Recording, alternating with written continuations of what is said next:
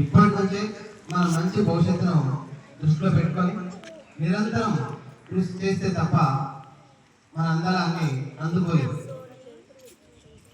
ఉపాధ్యాయుడు తన నిరంతర కృషితో మిమ్మల్ని అందరినీ దండిస్తున్నా ఏం చేసినా మీ ఉన్నతికి.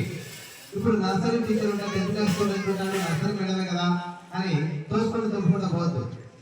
ఎందుకంటే మీరు నర్సరీ దగ్గర నుంచి 10th క్లాస్ రావాలి కదా.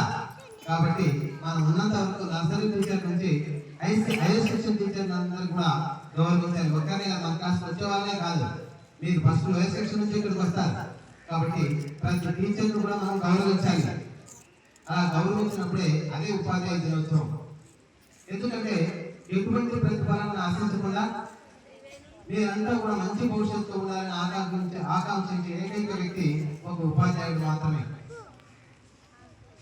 ఎందుకంటే మనం ఒక మామిడి చెట్టు వేస్తాం, దేనికమ్మా? దేనికి వేసుకుంటాం మామిడి చెట్టు? మామిడి పళ్ళు ఇస్తారని.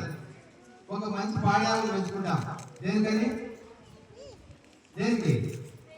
మీకు అందరికి పాలు ఇస్తుంది, పెరుగు, పాలు, పేడ అదంతా ఇస్తుంది.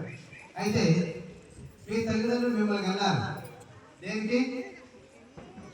మీరందరూ కూడా వాళ్ళు ఉద్ధరిస్తారని. పెద్ద అయిన తర్వాత మీ తల్లిదండ్రులందరూ మంచిగా ఉద్ధరిస్తారని.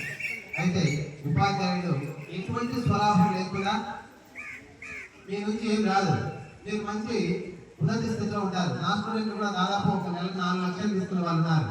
వాళ్ళ సెల్ఫీలంతా నా శాలరీ ఏమి అయినా కూడా నా స్టూడెంట్ నాకు కనపడితే 2 చేతులు ఎత్తి నమస్కారం చేశారనుకోండి, అరే నా స్టూడెంట్ ఎంత మంచి పొజిషన్లో ఉన్నాడని నేను ఎంతో తృప్తి పడతాను. ఫారిన్లో కానీ ఎక్కడైతే విదేశాలలో అంతా ఉన్నారు,